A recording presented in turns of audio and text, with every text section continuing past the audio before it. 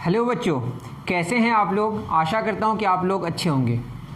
हम लोग शुरू करने जा रहे हैं अभी क्लास 10th जो NCERT या CBSE के अकॉर्डिंग है, चैप्टर 10 साइंस का लाइट रिफ्लेक्शन एंड रिफ्रैक्शन।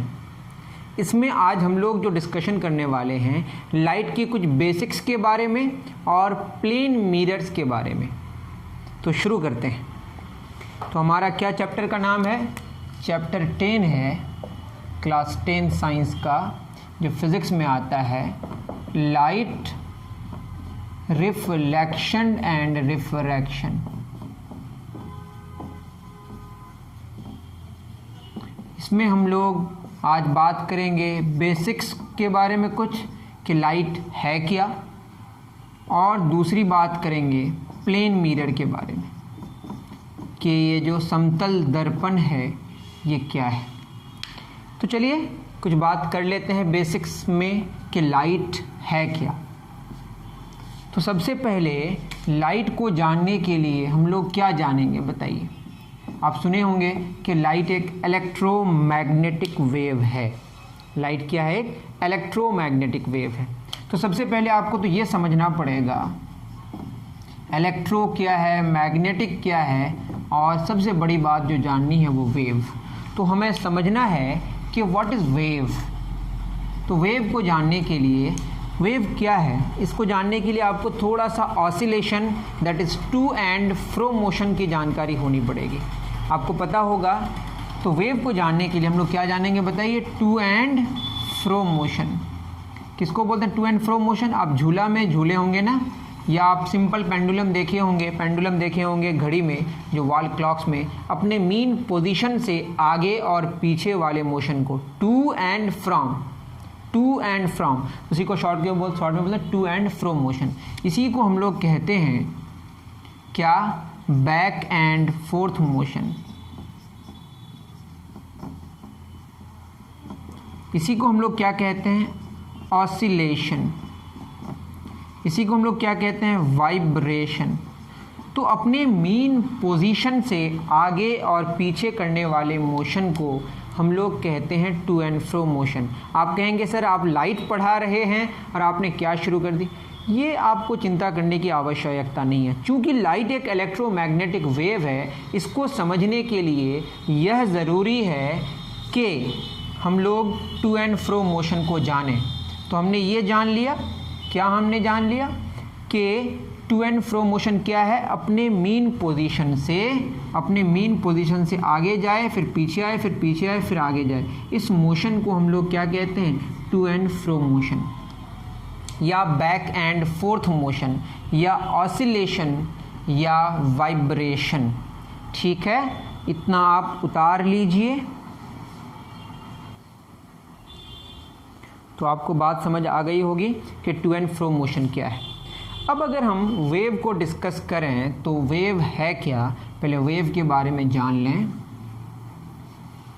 और इलेक्ट्रोमैग्नेटिक वेव तो है ही, इसी को हम लोग नॉन मैकेनिकल वेव भी कहते हैं, नॉन मैकेनिकल वेव। तो आप इसमें बात करें या इसमें बात करें, दोनों में ही एक टर्म आया वेव। तो वेव तो जानना ही पड़ेगा, वेव क्या है। तो वेव को जानने के लिए हम लोगों ने एक क्या लिया? एक रस्सी। हम लोगों ने एक रस्सी ली। ठीक है, अगर रस्सी स्त्रीलिंग है तो वो अलग कहानी है। मैं हिंदी और उर्दू की बात नहीं कर रहा हूँ, अभी वेव पढ़ा रहा हूँ। ठीक है, मानते हैं कि इसको हमने डिस्टर्ब किया।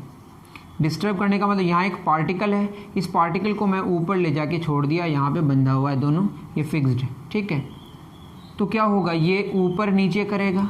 ये जो पार्टिकल का ऊपर नीचे करना है, this is called to and fro motion या ऑसिलेशन।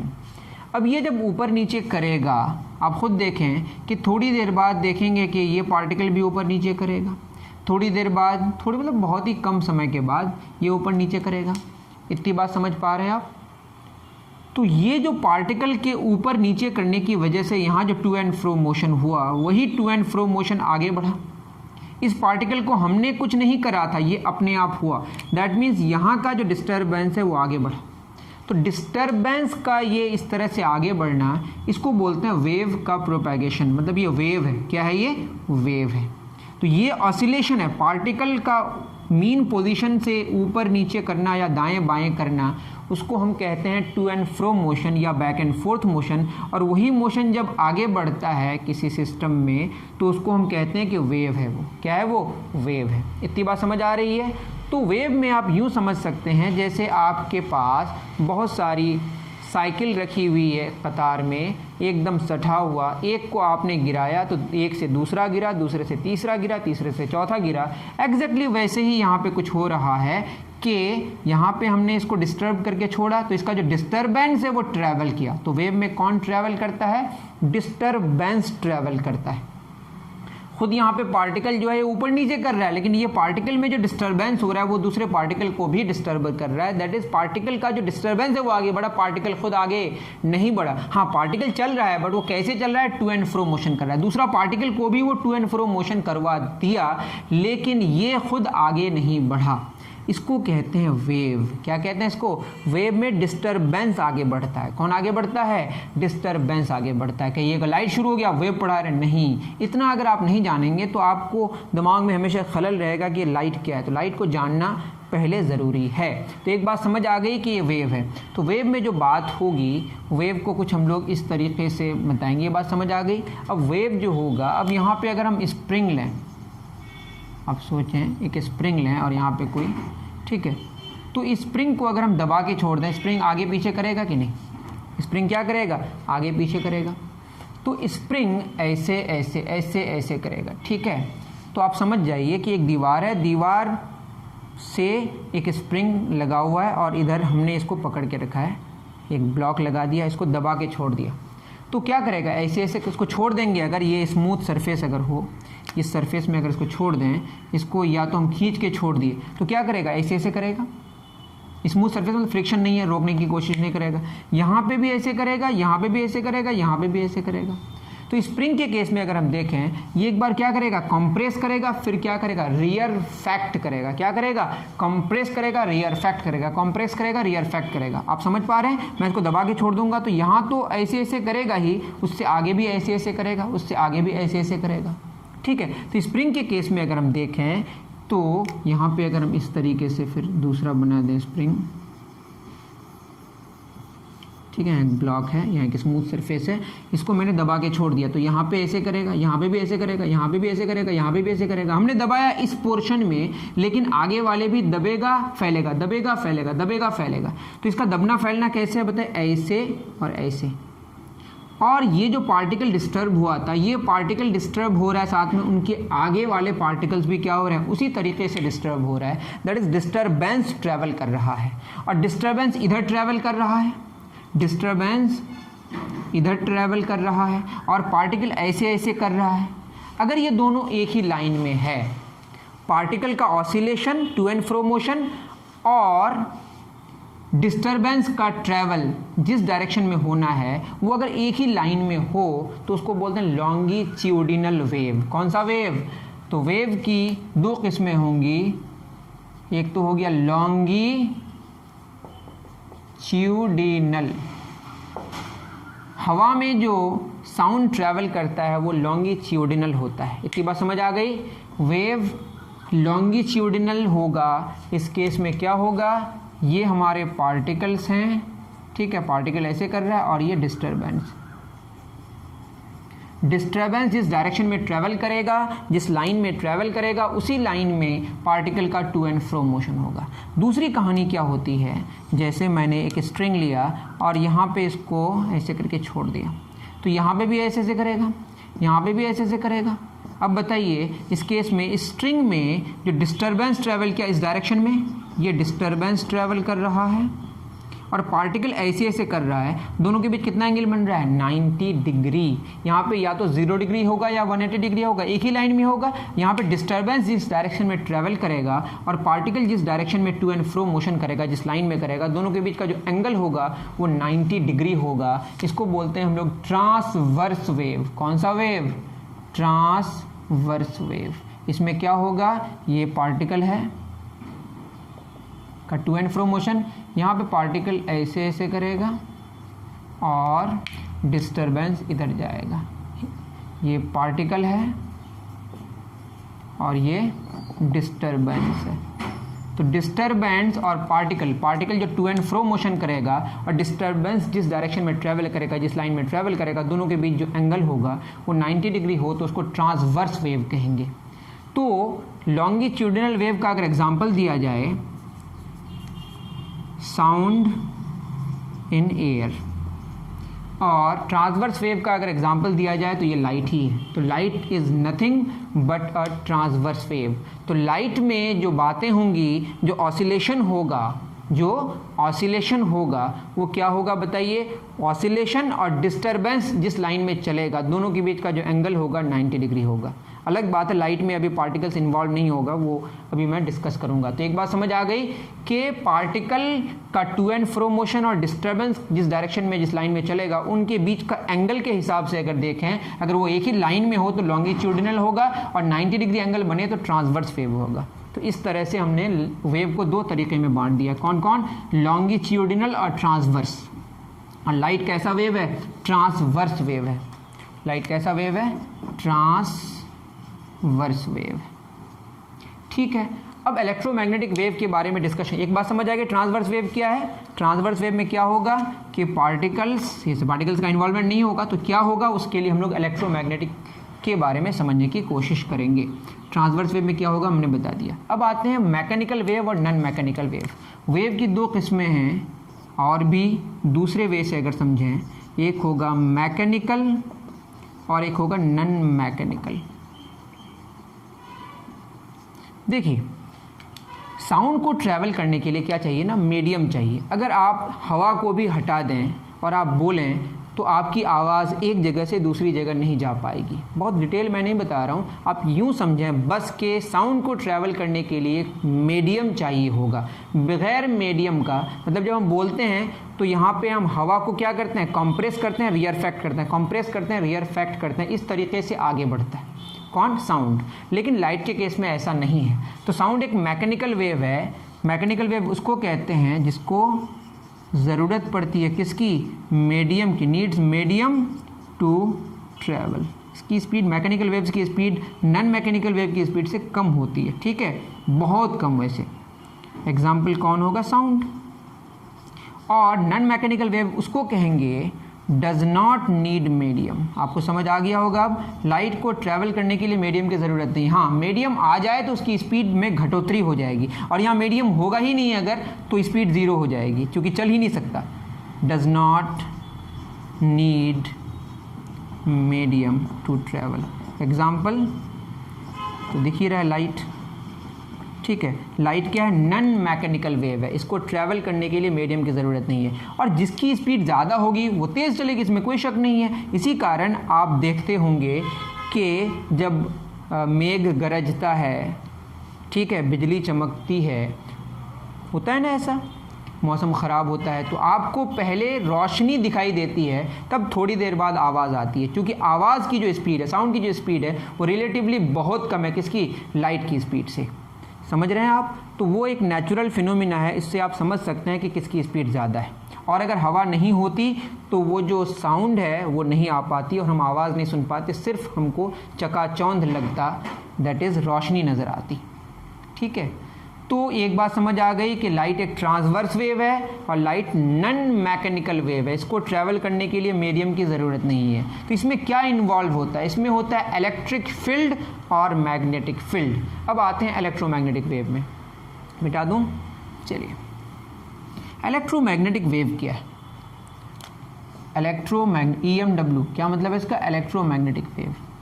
ये होता है जैसे आप बात करें चार्ज, जब इलेक्ट्रिसिटी आप पढ़ेंगे या पढ़ लिए होंगे, तो जो इलेक्ट्रिक चार्ज होता है वो एक इंट्रिंसिक प्रॉपर्टी ऑफ मैटर है। मैटर के अंदर चार्ज होना ज़रूरी है, मास होना ज़रूरी है। चार्ज की वजह से जो फील्ड होता है उसको बोलते हैं हम लोग इलेक्ट्रिक फील्ड, और मास की वजह से जो फील्ड होता है उसको ग्रेविटी या ग्रेविटेशनल फील्ड होता है। अर्थ का मास बहुत ज़्यादा है तो इसका फील्ड आप देखते हैं बहुत ही इफेक्टिव है, इस पेन को छोड़ेंगे तो नीचे की तरफ चला जाता है। वैसे कम मास का जो फील्ड होगा वो बहुत ही कम इफेक्टिव होता है, वो अलग कहानी है। मास की वजह से जो फील्ड होता है बहुत ही मजबूत नहीं है, बहुत ही कमज़ोर फील्ड है, क्योंकि अर्थ का मास बहुत ज़्यादा है इसलिए यहाँ इफेक्टिव नज़र आता है। तो मास को आप अभी इग्नोर करें, मैं चार्ज की बात कर रहा हूँ। जो बॉडी है वो बना हुआ किससे? एटम से। एटम के अंदर क्या होता है बताइए?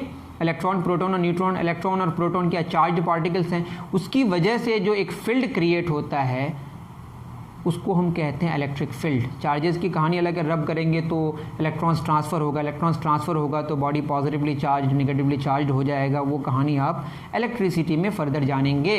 लेकिन अगर आप थोड़ा सा समझने की कोशिश करें, मैटर के अंदर दो ही चीज़ होती है, क्या? मास और चार्ज। क्या क्या होती है? मास और दूसरा चार्ज।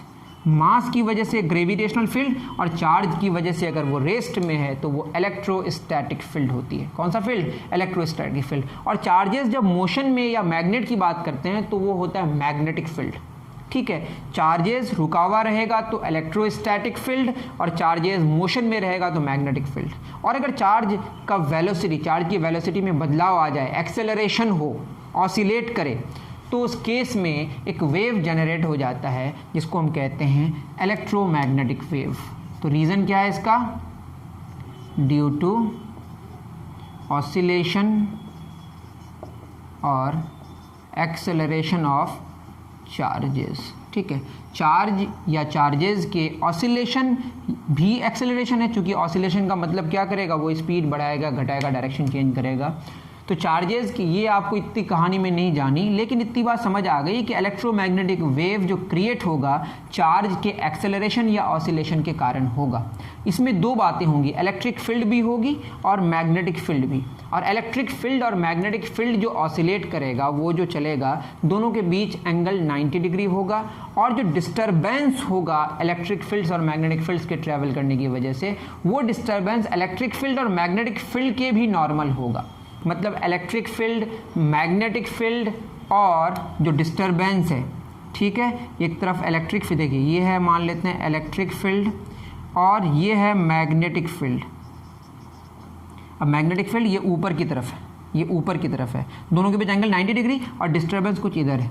ठीक है, तो इलेक्ट्रिक फील्ड, मैग्नेटिक फील्ड और disturbance, electric field magnetic field आपस में 90 डिग्री एंगल बनाएगा और डिस्टर्बेंस जिस डायरेक्शन में ट्रैवल करेगा वो इलेक्ट्रिक फील्ड और मैग्नेटिक फील्ड से बना प्लेन की भी 90 डिग्री होगा। अगर नहीं समझ आया तो कोई बात ही नहीं, इलेक्ट्रिक फील्ड, मैग्नेटिक फील्ड और जो डिस्टर्बेंस होगा म्यूचुअली परपेंडिकुलर होगा। Electric field, magnetic field and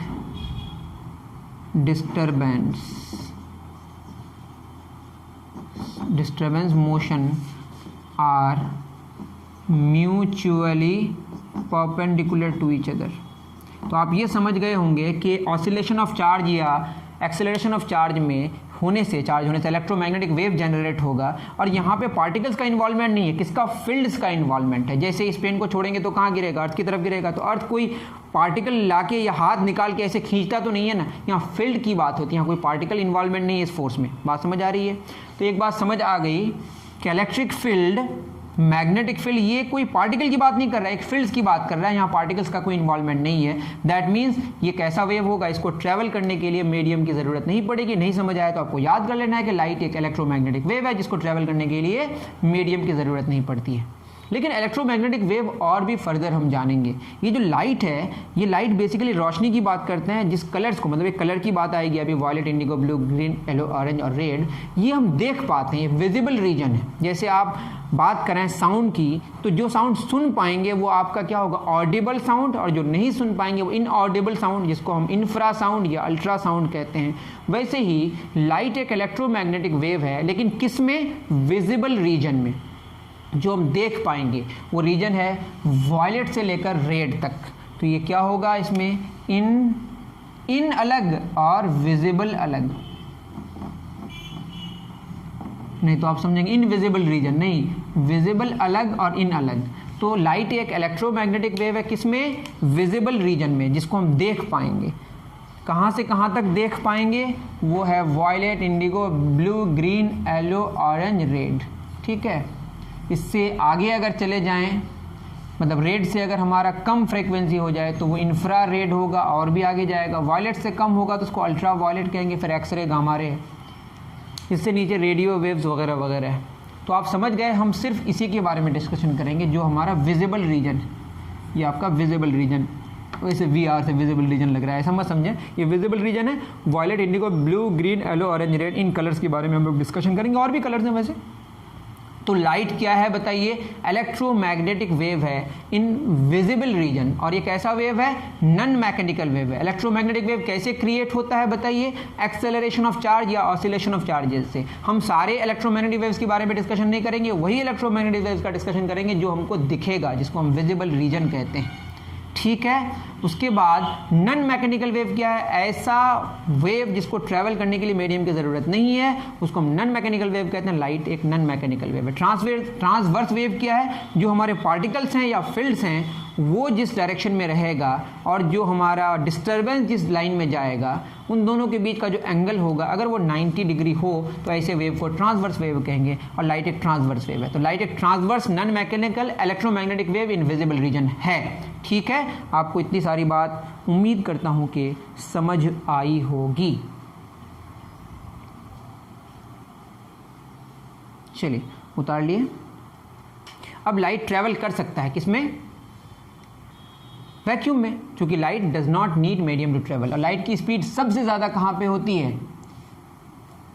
वो वैक्यूम में ही होती है, क्योंकि अगर मीडियम आएगा तो वो डिस्टर्ब हो जाएगा। तो हम जानेंगे speed of light in vacuum. Speed of light in vacuum ये कितना होता है? 299,792,458 मीटर पर सेकेंड। 299,792,458 मीटर्स पर सेकेंड। इसको आप किलोमीटर में अगर कन्वर्ट करेंगे तो ये हो जाएगा 299.792,458 किलोमीटर्स पर सेकेंड। हमने 1000 से डिवाइड करके किलोमीटर में निकाल दिया, तो कितना हो गया बताइए? इकाई, दहाई, सैकड़ा, हज़ार, 10,000, लाख, 2,99,792। तो लगभग कितना है ये? 3 लाख किलोमीटर पर सेकेंड। तो अप्रॉक्स में आप कह सकते हैं कि लाइट जो ट्रैवल करती है वो हर एक सेकंड में 3 लाख किलोमीटर चलती है। किसमें? वैक्यूम में। और अगर मीडियम आएगा तो उसकी स्पीड में घटोतरी हो जाएगी, वो भी हम लोग सीखेंगे। ये है 3 लाख, मतलब इकाई, दहाई, सैकड़ा, हज़ार, 10,000, लाख, किलोमीटर। इसको मीटर में निकाल देते हैं। 1, 2, 3 मीटर पर सेकेंड। अप्रॉक्स में है इकाई 1, 2, 3, 4, 5, 6, 7, 8। तो 3 × 10⁻⁸ मीटर पर सेकेंड, ये आप देखे होंगे, जिसको आप C से डिनोट करते हैं। Speed of light in vacuum को किससे डिनोट करते हैं? C से। और साउंड की स्पीड अगर वैक्यूम में बोला जाए तो कितनी होगी? 0 होगी, मिनिमम, होती ही नहीं है उसमें। तो ये बात थी लाइट की, आप नोट डाउन कर लें, फिर आगे बढ़ेंगे।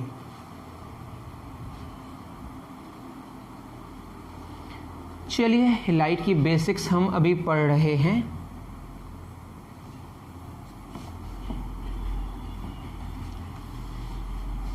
बहुत कुछ है जानने को, लेकिन आप अब ये जानते हैं कुछ और इम्पॉर्टेंट बात है। जब वेव की बात करेंगे ना तो वेव कुछ यूँ होगी, अभी हम ऐसे ही कुछ बता रहे हैं आपको, ठीक है। अब ये जो डिस्टर्बेंस इस तरह से ट्रैवल किया, ठीक, ये जो एक ऑसिलेशन इस तरह से हुआ, इस तरह आगे बढ़ाइए, एक पार्टिकल ऐसे से करेगा तब तक वो ऐसे आगे बढ़ेगा। ये जो एक ऑसिलेशन कंप्लीट होने से जितना डिस्टर्बेंस आगे बढ़ा, इसको हम कहते हैं डिस्टर्बेंस का जो डिस्टर्बेंस ट्रैवल कर रहा है। पार्टिकल की बात, पार्टिकल तो ऐसे ऊपर नीचे जा रहा है, वो हमका जो मीन पोजीशन से ऊपर जाएगा उसको हम बोलेंगे एम्पलीट्यूड, मैक्सिमम जो डिस्टेंस कवर करेगा। और ये जो डिस्टर्बेंस आगे बढ़ा एक ऑसिलेशन की वजह से, इसको बोलते हैं हम लोग वेव लेंथ। वेव का लेंथ हो गया, ठीक है। इसको हम लोग सिंबल देते हैं लैम्डा, ये ग्रीक लेटर लैम्डा, LMDA, लेकिन लैम्डा ऐसे लिखते हैं, देख लीजिए आप, ऐसे ऐसे, ठीक है, ये लैम्डा है। उसके बाद यहाँ जो टाइम लगा होगा यहाँ से यहाँ तक के लिए, इसको बोलते हैं हम लोग टाइम पीरियड। क्या बोलते हैं इसको? Time period. और ये जिस स्पीड से जा रहा है उसको हमने v मान लिया, v स्पीड से डिस्टर्बेंस ट्रैवल कर रहा है। अब बताइए, v स्पीड से डिस्टर्बेंस ट्रैवल कर रहा है, डिस्टेंस कितना ट्रैवल किया? वेवलेंथ। टाइम कितना लगा? Time period. तो स्पीड का फॉर्मूला क्या है बताइए? वेवलेंथ मतलब डिस्टेंस बटे टाइम। तो ये आपका हो गया फार्मूला किसका, स्पीड का, वेवलेंथ बटे टाइम पीरियड। तो टी टाइम में एक ऑसिलेशन कंप्लीट हुआ, टी टाइम में वेव का एक ऑसिलेशन कंप्लीट हुआ, मतलब एक चक्कर कंप्लीट हुआ, यूँ समझ सकते हैं। तो यूनिट टाइम में कितना होगा बताइए, 1/t, तो इसको बोलेंगे फ्रीक्वेंसी। फ्रीक्वेंसी का सिंबल एफ लिखते हैं, वैसे कहीं कहीं म्यू होता है, इस तरह से, सॉरी ऐसा होता है, तो मैं एफ लिखूंगा। तो क्या होगा, स्पीड का फार्मूला लैम्डा इंटू 1/टाइम पीरियड, तो स्पीड बराबर वेवलेंथ इंटू फ्रीक्वेंसी। तो जब जब वेव की बात होगी हमारे पास तीन बातें होंगी, स्पीड, वेवलेंथ और फ्रीक्वेंसी। किस किस की बात होगी बताइए, स्पीड, वेवलेंथ और फ्रीक्वेंसी की बात होगी। फिर मैं कह रहा हूँ किसकी बात होगी, स्पीड, वेवलेंथ और फ्रीक्वेंसी की। अब क्या होगा, जो लाइट है या साउंड है, whatever you are taking, तो वो जब चलेगा, चाहे वो बॉल की ही बात करें, बॉल को अगर हम हवा में फेंकेंगे और पानी आ गया तालाब है, तो तालाब में गिरेगा, तो वो हवा से किस में गया, पानी में, दैट मीन्स मीडियम चेंज किया। तो जब लाइट मीडियम चेंज करेगा और एक बार लाइट क्रिएट हो गया है, दैट इज़ एक सोर्स से रेड लाइट है या वाइट लाइट है या वॉयलेट लाइट है, जो सोर्स से जो लाइट एक बार क्रिएट हो गई है, उसके बाद और फ्रीक्वेंसी में बदलाव नहीं आता है। मतलब मीडियम अगर चेंज हो, मीडियम चेंज करने से या मीडियम चेंज होने से क्या नहीं चेंज होगा, फ्रीक्वेंसी कांस्टेंट रहेगा। एक बात समझ आ गई, फ्रीक्वेंसी में बदलाव मीडियम के चेंज होने से नहीं होगी। मतलब अगर जो भी हो जाए फ्रीक्वेंसी में बदलाव नहीं आएगा। फ्रीक्वेंसी क्या है वो तो मैंने बता दिया, यूनिट टाइम में, एक सेकंड में जितना नंबर ऑफ ऑसिलेशंस होगा। यहाँ ऑसिलेशंस की बात तो नहीं, आप देख ही रहे हैं, ऑसिलेट तो ये कर रहा है, ठीक, एक जो हमारा चक्कर कंप्लीट होगा वेव में, ठीक है। तो जो फ्रीक्वेंसी है वो बदलेगा नहीं। क्या बदलेगा फिर, वेवलेंथ बदलेगा, मतलब स्पीड बदलेगा। क्या बदलेगा, वेवलेंथ चेंज होगा, ये इम्प्लाई कर रहा है कि स्पीड चेंज होगा। तो अगर लाइट मीडियम चेंज करेगा तो वेवलेंथ चेंज होगा, जिसकी वजह से स्पीड में बदलाव आएगा, फ्रीक्वेंसी में बदलाव नहीं आएगा। और फ्रीक्वेंसी जो है ना वो कनेक्टेड है किससे, frequency is the factor of colour. तो फ्रीक्वेंसी, कलर चेंज होने के लिए हमको क्या चेंज करना पड़ेगा, फ्रीक्वेंसी।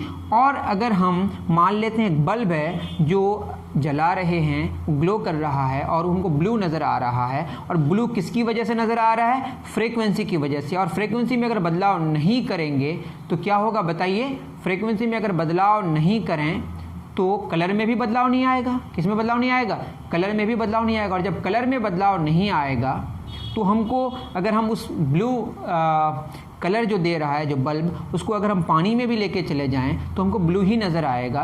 हाँ, अलग बात है किस किस में बदलाव आएगा, वेवलेंथ में और स्पीड में। जब हम लोग मीडियम चेंज करेंगे तो वेवलेंथ और स्पीड में बदलाव आएगा। ये बात उतार लीजिए। शायद हम लोग इंट्रोडक्शन में ही आज फंस जाएंगे, कोई बात नहीं है, आराम आराम से पढ़ना है, कोई हड़बड़ी थोड़े ना है। तो ये बात थी फ्रीक्वेंसी, वेवलेंथ और स्पीड की। मैं थोड़ा बता दूं, जब आप violet, indigo, blue, green, yellow, orange और रेड जब आगे बढ़ते हैं, अगर हम एक मीडियम कांस्टेंट कर दें, मीडियम गिवन है, कोई भी मीडियम है या वैक्यूम ही ले रहे हैं, तो मीडियम अगर हम चेंज नहीं करेंगे, कोई बहुत सारी बातें करनी है बाद में, बाप रे बहुत सारी बातें, चिंता ना करें, उतना ज़्यादा मैं नहीं बताऊंगा। तो मीडियम अगर गिवन हो तो वॉयलेट से रेड की तरफ अगर शिफ्ट करेंगे तो वॉयलेट जो होगा ना, वॉयलेट से रेड की तरफ शिफ्ट करेंगे, जो वेवलेंथ है वो क्या करेगा, इंक्रीज करेगा। और ये इम्प्लाई करेगा, चूँकि स्पीड बराबर वेवलेंथ इंटू फ्रीक्वेंसी। फ्रीक्वेंसी में तो बदलाव होता ही नहीं है वैसे, तो सॉरी, फ्रीक्वेंसी में बदलाव होगा, मतलब मीडियम चेंज करेंगे तो फ्रीक्वेंसी में बदलाव नहीं होगा। जो गिवन हमारा कलर ऑफ लाइट है या जो हमारा एक बार सोर्स से क्रिएट हो गया है, तो यहाँ तो हम कलर चेंज कर रहे हैं, वॉयलेट से लेकर रेड की तरफ जा रहे हैं।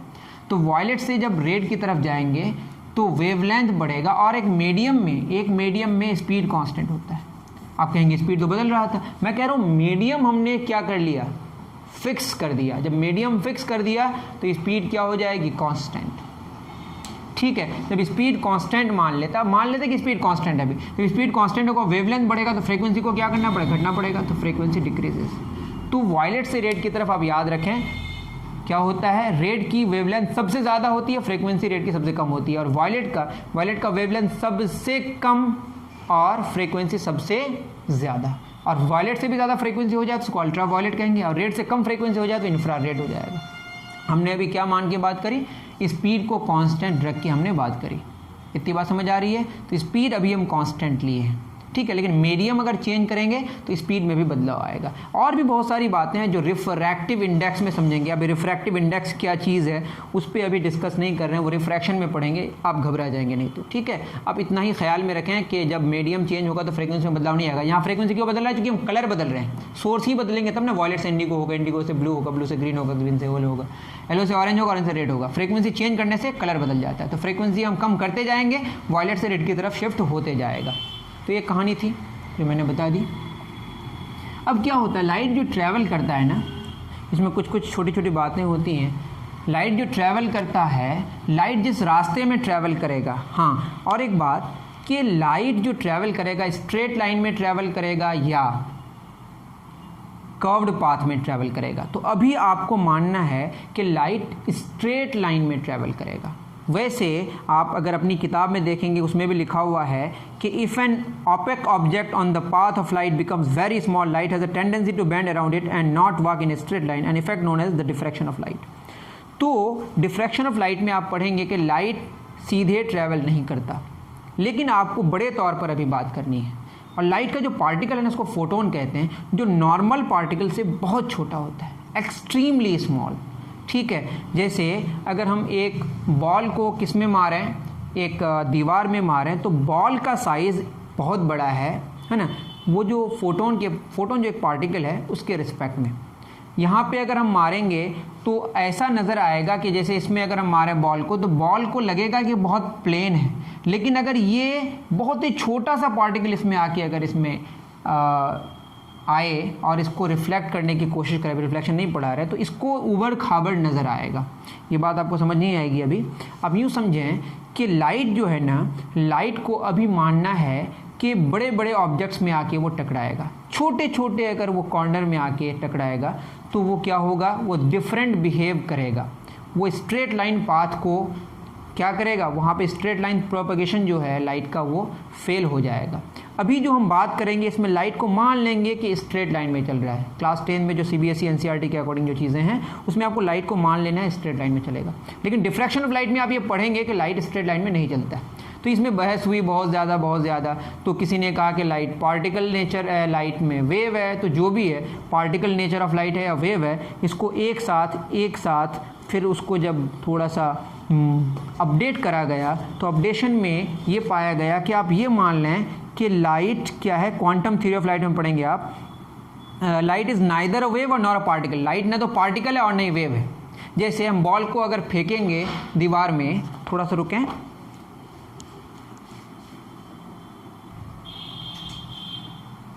चलिए रिफ्लेक्शन की जो कहानी है ना उसको हम लोग फर्दर आगे जानेंगे। आप इतना जाने लाइट स्ट्रेट लाइन में ट्रैवल कर रहा है, ये आपको मान लेना। अभी ये जो मान के बात करेंगे ये वाले ऑप्टिक्स को हम कहें, हाँ एक और बात भूल ही जा रहे हैं कि जो लाइट की स्टडी उसको क्या बोलते हैं बताइए, स्टडी ऑफ लाइट को हम ऑप्टिक्स कहते हैं। ऑप्टिक्स क्या है बताइए, study of light, study of light. ये अगर आपको नज़र आए तो आप घबराएं, ऑप्टिक्स मतलब स्टडी ऑफ लाइट, जैसे ऑप्टिकल्स आप जानते हैं ना किसमें को बोलते हैं। तो ऑप्टिक्स की दो किस्में हम लोग पढ़ेंगे, क्या रे ऑप्टिक्स जो अभी हम लोग पढ़ने वाले हैं, जिसमें लाइट को मान लेंगे कि वो कैसे चल रहा है बताइए, स्ट्रेट लाइन पाथ में। दूसरा क्या होगा, वेव ऑप्टिक्स, तो लाइट को वेव मान के बात करनी है। तो लाइट को अभी हम पार्टिकल मान के बात करेंगे या वेव मान के बात करेंगे। मैंने बताया लाइट एक इलेक्ट्रोमैग्नेटिक वेव है, लेकिन न्यू थ्योरी जो आपको आप क्वांटम थ्योरी ऑफ लाइट में आप पढ़ेंगे तो लाइट क्या है बताइए, द पार्टिकल्स प्रॉपर्टी क्या यहाँ पढ़ना है बताइए, the particle properties of light with the wave nature, मतलब पार्टिकल के साथ आपको वेव में पढ़ना है, मतलब पार्टिकल नेचर है साथ साथ वेव भी है, ठीक है। इतनी बहस नहीं करनी, मैं बस इतना बता रहा हूँ। लाइट के स्टडी को ऑप्टिक्स कहते हैं। ऑप्टिक्स में दो बातें, रे ऑप्टिक्स और वेव ऑप्टिक्स। अभी हम क्या मानेंगे कि लाइट स्ट्रेट लाइन पाथ में चलेगा, इसको बोलते हैं रेक्टिलिनियर प्रोपेगेशन ऑफ लाइट। क्या बोलते हैं, रेक्टिलिनियर प्रोपैगेशन ऑफ लाइट। तो ये मान के हम बात करेंगे, लेकिन आप जब आगे जानेंगे कि डिफ्रैक्शन ऑफ लाइट वगैरह वगैरह में आपको पता चलेगा कि लाइट, डिफ्रैक्शन ऑफ लाइट को समझने के लिए हमको लाइट को क्या मानना पड़ेगा, वेव मानना पड़ेगा। वैसे मैंने पहली बात बता दी कि लाइट एक इलेक्ट्रोमैग्नेटिक वेव है, जिसको कैसे क्रिएट करते हैं, ऑसिलेशन ऑफ चार्ज या एक्सेलरेशन ऑफ चार्ज से। तो ये भारी भरकम बातें हैं, इस पर आपको ज़्यादा चिंता नहीं करनी है। तो ये बात हो गई छोटी छोटी, मैं तो बता दिया कि आज इंट्रोडक्शन है हमारा, तो लाइट के बारे में कुछ कुछ हमने जान लिया। और क्या क्या जानना है कि लाइट जो ट्रैवल करेगा स्ट्रेट लाइन पाथ में, जो हम अभी माने, वो जो रास्ता है, जिस रास्ते में चलेगा, आप बॉल को भी फेंकेंगे तो एक रास्ता होगा ना, उस रास्ते को हम कहते हैं रे। क्या कहते हैं, रे। ठीक है। अब चूंकि लाइट जो चलती है ना, लाइट का जो पार्टिकल, उसका नाम फोटोन है, और फोटोन का रेस्ट मास को हमको जीरो मान लेना है, या जीरो है मान लेना है, जीरो है यही मान लेना है। ठीक है। मैं क्या बोला कि लाइट का जो पार्टिकल है उसका नाम क्या बताइए, फोटोन, और फोटोन का रेस्ट मास जीरो होता है। अब रेस्ट मास क्या बोला है आपको ये समझने की अभी ज़रूरत नहीं है, बट फोटोन एक पार्टिकल है जिसका मास जीरो आपको मान लेना है। जैसे अगर ये पेन है, इस पेन को आप अगर फेंकेंगे तो अर्थ उसको नीचे की तरफ खींचेगा, तो वो सीधे ना जाके थोड़ा नीचे नीचे भी आने की कोशिश करेगा। तो जब इसको ऐसे फेंकेंगे तो वो ऐसे जाएगा। लेकिन लाइट के केस में ऐसा नहीं है, क्योंकि लाइट का जो पार्टिकल है ना, वो इतना, मतलब उसका रेस्ट मास जीरो है, तो उसको ग्रेविटी का कोई असर होने वाला नहीं है, वो सीधे ही जाएगा। ठीक है। और वेव नेचर को तो अभी हम लोगों ने क्या किया, इग्नोर किया है। तो लाइट जो पार्टिकल है, जैसे इलेक्ट्रॉन प्रोटॉन नाम सुने होंगे, उसी तरीके से फोटोन है। इलेक्ट्रॉन प्रोटॉन में मास है, फोटोन में मास नहीं है, रेस्ट कंडीशन में। ठीक है। तो एक बात हो गई फोटोन की।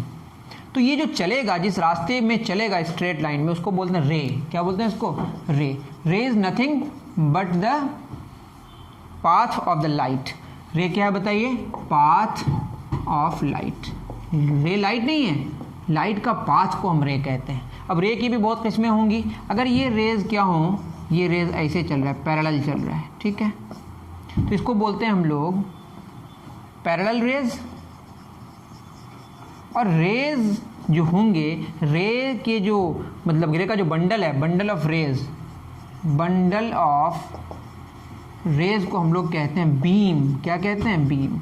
Beam is nothing but the bundle of rays. तो पैरेलल रेज नहीं है, पैरेलल बीम बोलेंगे इसको। ठीक है। पैरेलल बीम या पैरेलल रेज बोलिए या पैरेलल बीम बोलिए। बीम मतलब नंबर ऑफ रेज होंगे यहाँ पे। ठीक है। और अगर ये आके बहुत सारे रेज एक जगह आके मीट कर रहा है, इसको बोलते हैं हम लोग, इसको बोलेंगे कन्वर्जिंग बीम। क्या बोलेंगे इसको, कन्वर्जिंग बीम। उसी तरीके से अगर क्या हो, डाइवर्ज कर रहा है, क्या कर रहा है, एक पॉइंट से क्या कर रहा है बताइए, डाइवर्ज कर रहा है, इस तरीके से, इसको बोलते हैं डाइवर्जिंग बीम। तो सिंपल सी बात है, वैसे आप समझ ही पा रहे होंगे। तो दो तरह की बात होगी, क्या क्या बताइए, रेज। रेज मतलब पाथ ऑफ लाइट, और लाइट के पास अगर बहुत सारे लें एक साथ तो उसको बोलेंगे हम लोग बीम। बीम की तीन किस्में होंगी, क्या क्या, पैरेलल, कन्वर्जिंग और डाइवर्जिंग। ये सब हम लोग समझेंगे। फिर रेज की किस्में होंगी, रिफ्लेक्शन में पढ़ेंगे तो एक होगा इंसिडेंट रे, एक होगा रिफ्लेक्टेड रे। ठीक है। रिफ्रैक्शन में पढ़ेंगे तो एक होगा इंसिडेंट रे, दूसरा होगा रिफ्रैक्टेड रे। ये सब बात हो गई। अब कुछ ऑब्जेक्ट्स होते हैं, जैसे सन की बात करें, सन खुद रोशनी निकालती है, लेकिन जो दुनिया है वो खुद रोशनी नहीं निकालती है, उसको बोलते हैं ल्यूमिनस और नॉन ल्यूमिनस ऑब्जेक्ट्स। तो ऑब्जेक्ट्स की कितनी किस्में हो गई बताइए, दो। क्या क्या, ल्यूमिनस और दूसरा क्या होगा, नॉन ल्यूमिनस।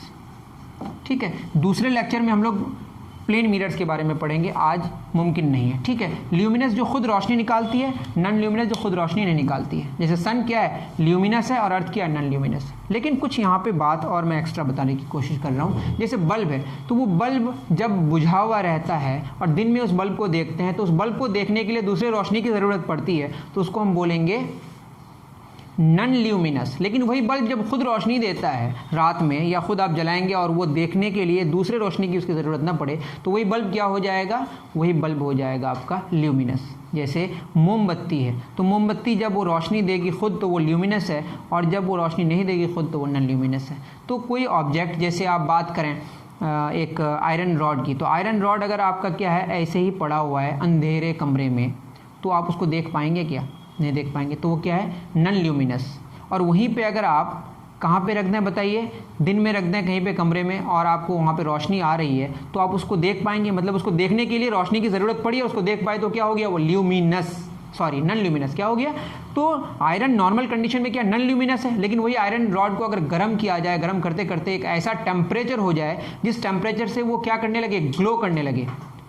मतलब टेम्परेचर जब बहुत हाई होता है तो कोई बॉडी क्या करने लगती है, ग्लो करने लगती है, और ग्लो करने का मतलब वो खुद उसको हम देख पाएंगे। मतलब अगर बहुत ही हाई टेम्परेचर में अगर हम किसी आयरन रॉड को रख दें अंधेरे कमरे में, तो वो हाई टेम्परेचर की वजह से रेड क्या करेगा, वो ग्लो करेगा और उसको हम देख पाएंगे। मतलब हाई टेम्परेचर में हम चीज़ों को ग्लो करने की वजह से देखते हैं, उसको रेडिएशन। ठीक, अब बताइए, अब एक बात हो गई कि अगर हम किसी चीज़ को देखते हैं दूसरे रोशनी की सहायता से, वो रिफ्लेक्शन की वजह से देख रहे हैं, वहाँ पे रोशनी आई टकरा के हमारी आंखों में आई, वो रिफ्लेक्शन की वजह से देखे, और जो आयरन का रॉड हाई टेम्परेचर की वजह से उसको हम देख पा रहे हैं, वो रेडिएशन की वजह से देखते हैं। तो चीज़ों को दो वेज में देख सकते हैं, दो तरीक़ों में देख सकते हैं, या तो रिफ्लेक्शन की वजह से या रेडिएशन की वजह से। रेडिएशन मतलब टेम्परेचर हाई करने की वजह से, और दूसरा रिफ्लेक्शन की वजह से। नॉर्मली हम लोग रिफ्लेक्शन की वजह से देखते हैं, लेकिन कुछ ऐसे स्पेशल केसेस हैं जिसमें हम लोग रेडिएशन से भी चीज़ों को देख सकते हैं। तो देखने के लिए हमारे पास दो बातें हुई, क्या क्या, रेडिएशन, रिफ्लेक्शन, और इसके लिए किसकी ज़रूरत पड़ी, लाइट की। बहुत सारी बातें हमने कर दी, ठीक है। अब एक बात तो ये समझ आ गई कि लाइट हमारी आंखों में जब किसी बॉडी से टकरा के हमारी आंखों में आती है या रेडिएट होकर हमारी आंखों में आती है, जैसे सन से रेडिएट होकर हमारी आंखों में आती है, लेकिन वहाँ से यहाँ तक आने में जो रोशनी को टाइम लगता है वो 500 सेकंड्स लगता है। 1 सेकंड में लाइट 3 लाख किलोमीटर चलती है, लेकिन तब भी सूरज से हमारी आंखों में रोशनी को आने में 500 सेकंड्स लगता है। लेकिन नज़दीक के जो आप बॉडीज़ देखते हैं वो इतना नज़दीक है लाइट के स्पीड के रिस्पेक्ट में। लाइट का स्पीड 3 लाख किलोमीटर पर सेकंड है। अब 1 किलोमीटर, आधा kilometre, 1 metre, 2 metre light travel करेगा, उसके लिए कितना टाइम लगेगा, बहुत कम टाइम लगेगा। देखिए 3 लाख किलोमीटर 1 सेकंड में, तो 1 किलोमीटर कितना सेकंड में, 1/3 लाख सेकंड। 1 सेकंड को 3 लाख भागों में बांटेंगे, उसका एक छोटा सा भाग, उतने टाइम में आपकी आंखों में रोशनी आ जाएगी। अगर 1 मीटर डिस्टेंस, 1 किलोमीटर डिस्टेंस दूर, मतलब 1 किलोमीटर दूर अगर कोई चीज़ रखी हुई है, तो इसका मतलब 1 किलोमीटर 2 किलोमीटर बहुत ज़्यादा दूर नहीं है लाइट की स्पीड के रिस्पेक्ट में अगर देखा जाए तो। लेकिन सूरज 15 करोड़ किलोमीटर दूर है, 15 करोड़ किलोमीटर, तो वहाँ से यहाँ तक रोशनी को आने में 500 सेकंड्स लगता है। मतलब जब सूरज को हम देखते हैं वो 500 सेकंड्स के बाद देखते हैं। रोशनी निकल गई अभी, 500 सेकंड्स के बाद हमारी आंखों में आई, तब हम सूरज को देख पाते हैं। अगर सूरज वहाँ से भाग गई होगी तो सूरज वहाँ पे नहीं है जहाँ पे हम अभी देख रहे हैं, जो कि सूरज 500 सेकंड्स पहले रोशनी भेजी थी, उसको हम देख पा रहे हैं। तो किसी चीज़ को देखने के लिए किसकी ज़रूरत पड़ती है, रोशनी की। अब अंधेरे कमरे में रह जाएं, 2 बंदे अंधेरे कमरे में, कहीं से बाहर से रोशनी नहीं आ रही है, तो एक दूसरे को आप देख नहीं पाएंगे क्योंकि बाहर से कोई रोशनी नहीं है। तो रोशनी की वजह से हम चीज़ों को देखते हैं, लाइट की वजह से देखते हैं, और लाइट नहीं होगा तो चीज़ों को हम देख नहीं पाएंगे। तो देखने के लिए रोशनी की ज़रूरत पड़ी, और रोशनी जब हमारी आंखों में आएगी तब चीज़ों को देख पाएंगे। मतलब ये कि सूरज को जब हम अभी देखते हैं वो 500 सेकंड पुराना सूरज है, तो जिसको भी हम देखते हैं वो पुरानी चीज़ें। लेकिन चूंकि हमारे नज़दीक की चीज़ इतना दूर नहीं है, जिसकी वजह से टाइम इतना कम लगता है कि हम उसको इग्नोर करते हैं। ऐसा लगता है कि तुरंत हम देख पा लिए, लेकिन सूरज के केस में ऐसा नहीं है। आप जानते हैं सूरज के बाद और एक जो स्टार है, वहाँ से रोशनी को आने में 4 साल से भी ज़्यादा टाइम लगता है। मतलब जो हम दूसरा स्टार देख रहे हैं, जितने सारे स्टार्स, वो 4 साल पुराने स्टार्स हैं, अभी के वो स्टार्स नहीं हैं, क्योंकि वो रोशनी 4 साल 5 साल पहले भेजी होगी। वो रोशनी की वजह से अभी हम उस स्टार को देख रहे हैं, बट वो स्टार वहाँ से डिस्प्लेस हो गया होगा। बात समझ आ रही है? तो जो चीज़ों को हम अभी देखते हैं वो बेसिकली रोशनी की वजह से देखते हैं। रोशनी जब हमारी आंखों में पहुंचेगी तभी हम चीज़ों को देख पाएंगे। तो रोशनी की वजह से, लाइट की वजह से चीज़ों को हम देखते हैं। जैसे साउंड की वजह से सुनते हैं, रोशनी की वजह से देखते हैं। कोई साउंड हम तभी सुन पाएंगे जब हमारी कानों में चीज़ें, मतलब वो आवाज़ आएगी। ठीक है, तो इतनी सारी बातें, ये बेसिक्स थी लाइट की जो मैंने बता दी। उम्मीद करता हूँ कि अब आपको मज़ा आया होगा। अब नेक्स्ट हम लोग पढ़ेंगे प्लेन मिरर्स के बारे में और रिफ्लेक्शन के बारे में। तो दूसरा लेक्चर हमारा किसके लिए रिकॉर्ड होगा, रिफ्लेक्शन और प्लेन मिरर्स के बारे में। लेकिन इंट्रोडक्शन में ही हमारा वक्त ख़त्म हो गया। मैंने पहले ही बताई थी चीज़ों को कि आपको मैं रिफ्लेक्शन और प्लेन मिरर भी इस लेक्चर में बताऊँगा, लेकिन इसमें नहीं हो पाया, थोड़ा सा एरर हो गया, इसके लिए माफ़ी चाहूँगा। ठीक है, मिलते हैं नेक्स्ट वीडियो में। थैंक यू वेरी मच मेरे प्यारे बच्चों।